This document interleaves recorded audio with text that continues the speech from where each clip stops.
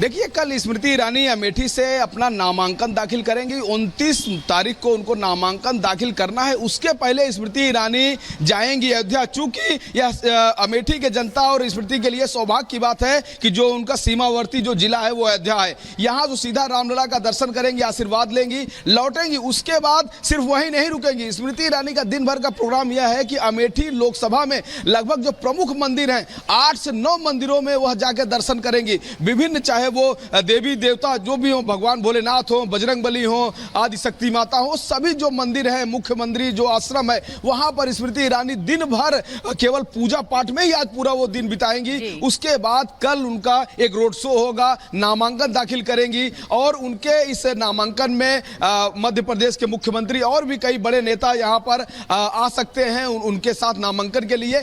कुल मिलाकर जहां स्मृति ईरानी पूजा पाठ कर रही हैं, नामांकन की तैयारी में है, वहीं अभी तक अमेठी में, रायबरेली में विपक्ष ने अपना उम्मीदवार नहीं उतारा है। जी बिल्कुल राघवेंद्र, अभी तक विपक्ष ने अपना उम्मीदवार नहीं उतारा, लेकिन तैयारियों के बीच अब भगवान का आशीर्वाद लेने के लिए आज कई मंदिरों में जाएंगे स्मृति ईरानी। इधर उत्तर प्रदेश की हाई प्रोफाइल सीट अमेठी और रायबरेली को लेकर संशय आज भी, यानी बीती शाम को भी खत्म नहीं हो पाया। सभी अटकलों और सस्पेंस पर विराम लग जाएगा। क्या आज, क्यों ये माना जा रहा है कि आज कांग्रेस अमेठी और रायबरेली से सीट से अपने उम्मीदवार के नामों का ऐलान कर सकती है? खबर तो यह भी है कि राहुल गांधी अमेठी में वापस आ सकते हैं। मां की रायबरेली सीट से प्रियंका गांधी चुनाव लड़ सकती हैं। इसी पर पूरी रिपोर्ट हम आपको दिखाते हैं।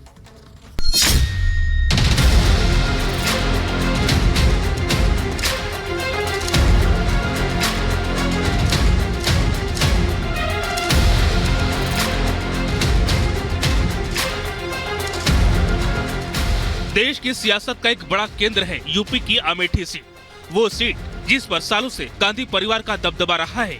वो सीट जो कांग्रेस और गांधी परिवार के धरोहर को आगे बढ़ाती है। वो सीट जहां से सबसे ज्यादा गांधी परिवार के नेताओं ने अपने सियासी सफर की शुरुआत की। आज एक बार फिर से अमेठी चर्चा का केंद्र बनी हुई है। कांग्रेस के खाते में आई 2 हॉट सीट अमेठी और रायबरेली के प्रत्याशियों की जल्द ऐलान होने वाला है और इसी के साथ कई दिनों से जारी सस्पेंस भी खत्म होने वाला है। रायबरेली से ज्यादा चर्चा का विषय है अमेठी, क्योंकि सवाल राहुल गांधी बनाम स्मृति की जंग का है। वो जंग जो साल 2019 में शुरू हुई, लेकिन राहुल की एक गलती कहे या फिर हार का डर, जिसने उन्हें अमेठी से 5 साल तक दूर रखा। अब एक बार फिर से राहुल गांधी के अमेठी से चुनावी जंग लड़ने की खबर है। लोकसभा चुनाव के मद्देनजर दिल्ली में कांग्रेस की केंद्रीय चुनाव समिति की बैठक हुई, जिसमें अमेठी और रायबरेली सीट को लेकर मंथन हुआ। माना जा रहा है कि राहुल गांधी वायनाड के अलावा अमेठी से भी चुनाव लड़ सकते हैं। वहीं उनकी बहन प्रियंका गांधी के रायबरेली से चुनाव लड़ने पर फैसला लिया जा सकता है। सीईसी सदस्यों ने राहुल गांधी को अमेठी से और प्रियंका को रायबरेली से मैदान में उतारने का प्रस्ताव दिया, लेकिन अंतिम फैसला कांग्रेस अध्यक्ष मल्लिकार्जुन खड़गे पर छोड़ा गया। राहुल गांधी के अमेठी से चुनाव लड़ने की खबर ने एक बार फिर से हलचल पैदा कर दी है। माना जा रहा है कि इस बार अमेठी की जंग रोचक होने वाली है, क्योंकि पिछली बार राहुल गांधी ने हार के डर से अमेठी के साथ वायनाड को चुना था, जहां उन्हें जीत मिली, और अमेठी में स्मृति ईरानी के शिकस्त। तो वही इस बार खेल वही है, लेकिन समीकरण थोड़ा अलग है, क्योंकि इस बार राहुल को वायनाड से हार का डर सता रहा है और माना जा रहा है कि वो एक बार फिर 2019 की तरह 2 नाव पर सवार होने को तैयार है। कांग्रेस पार्टी के सांसद 15 साल लापता रहे, एक चुनाव हारने के बाद छोड़कर क्षेत्र चले गए। मैं हार कर भी डटी रही और जीतकर जो वादा दिया था उस वचन की पूर्ति की और गौरीगंज में अपना मकान बनाया। गांधी परिवार के 4 लोगों ने अमेठी सीट से अपने सियासी सफर की शुरुआत की। संजय गांधी, राजीव गांधी, सोनिया गांधी और राहुल गांधी। 1977 में इंदिरा गांधी के छोटे बेटे संजय गांधी ने यहां से अपनी सियासत का डेब्यू किया, लेकिन वो चुनाव हार गए। इसके बाद 1980 में एक बार फिर से वो चुनावी मैदान में उतरे और पहली बार सांसद चुने गए। उनकी मौत के बाद 1981 के उपचुनाव में राजीव गांधी ने अमेठी से पहली बार न सिर्फ चुनाव लड़ा, बल्कि वहां से सांसद भी बने। राजीव गांधी 1991 तक लगातार 4 बार यहां से सांसद रहे। पति की मौत के बाद जब सोनिया ने सक्रिय राजनीति में दाखिला लिया, तो उन्होंने भी अमेठी को ही चुना। 1999 में वो अमेठी से चुनाव लड़कर संसद पहुंची। 2004 में जब बेटे राहुल गांधी ने राजनीति में कदम रखा तो सोनिया ने अमेठी सीट को त्याग रायबरेली को अपनी कर्म भूमि बनाया। राहुल गांधी 2004 से 2019 तक यानी 15 साल अमेठी के सांसद रहे। अमेठी की सीट गांधी परिवार के लिए पारंपरिक सीट थी। ऐसे में राहुल भी अमेठी को अपना परिवार बताते हैं, लेकिन सवाल तब उठा जब उन्होंने 2019 में अमेठी के साथ वायनाड का रास्ता अपनाया। रिश्तों की दुहाई इतनी दी, फिर वायनाड चले गए। वायनाड जाकर जब नामांकन पत्र भरा तो घोषित कर दिया कि अब वायनाड ही उनका परिवार है। हमने कहा वाह भैया, लोगों को रंग बदलते देखे थे, परिवार बदलते पहली बार देख रहे। न रिश्तों का सम्मान रखा, न लापता सांसद को झेलना, इतने साल उसका सम्मान रखा। अमेठी रायबरेली में गांधी परिवार रिटर्न्स होगा। भाई बहन यूपी के संग्राम में मैदान संभालेंगे। परंपरा, प्रतिष्ठा और विरासत को क्या राहुल और प्रियंका आगे बढ़ा पाएंगे? ये तो खड़गे की घोषणा और जनता के जनादेश के बाद पता चलेगा। लेकिन स्मृति ईरानी अमेठी में अपनी जीत को लेकर आश्वस्त है। बावजूद इसकी जनता के बीच जाने का कोई मौका नहीं छोड़ रही हैं।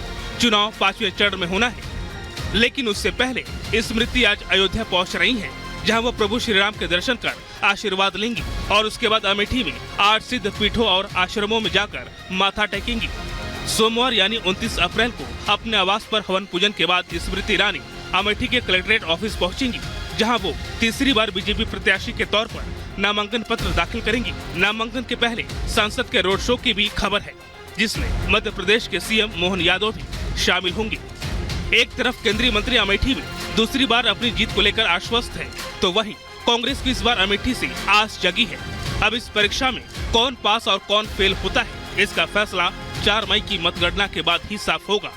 Bureau report, Republic Bharat.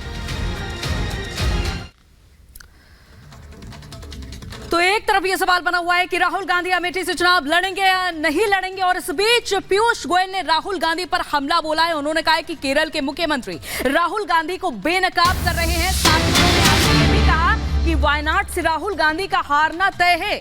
तो ये तमाम तरह की टिप्पणियां की हैं पीयूष गोयल ने, और ये कहा है कि राहुल को बेनकाब कर रहे हैं केरल के सीएम। जाहिर तौर पर जो विवाद इस समय देखा जा रहा है, राहुल गांधी और पिनराई विजयन एक दूसरे के आमने सामने नजर आ रहे हैं। दोनों एक दूसरे के खिलाफत करते हुए तमाम जनसभाओं में नजर आ रहे हैं। और अब पीयूष गोयल ने भी इस बात को लेकर निशाना साधा है और ये कहा है कि राहुल को बेनकाब कर रहे हैं सीएम केरल के।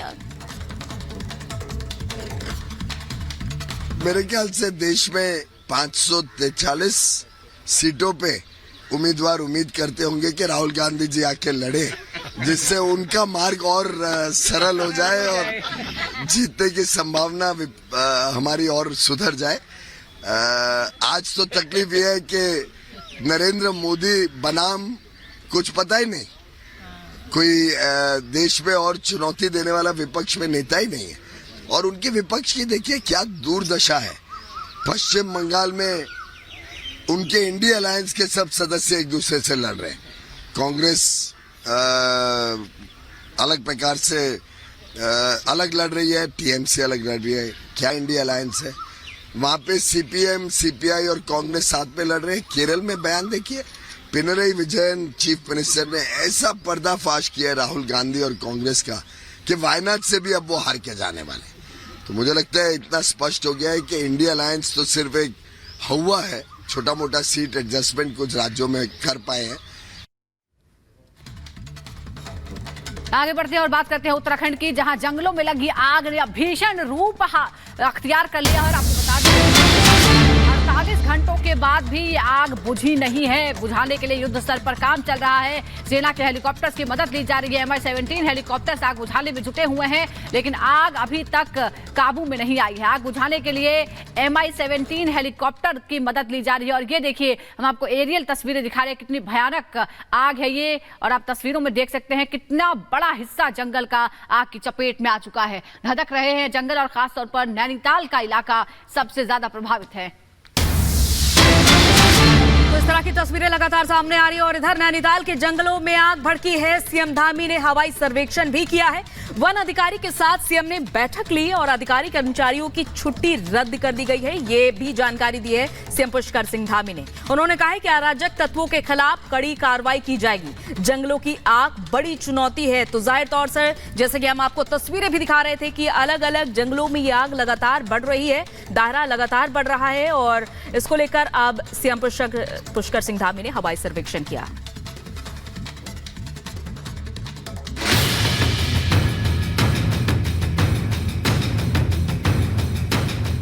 धधकती आग, जलते जंगल और सिसकती जिंदगी, चढ़ते तापमान और बढ़ते संकट के बीच ये तस्वीरें आपको डराने वाली हैं।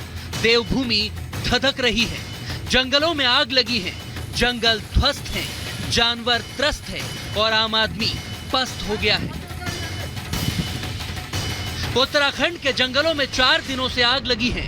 11 जिलों में करीब 1780 एकड़ जंगल आग लगने से धधक रहे हैं।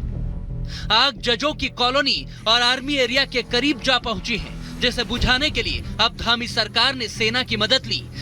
सेना के हेलीकॉप्टर से पानी की बौछार की जा रही है ताकि जल्द से जल्द आग पर काबू पाया जा सके।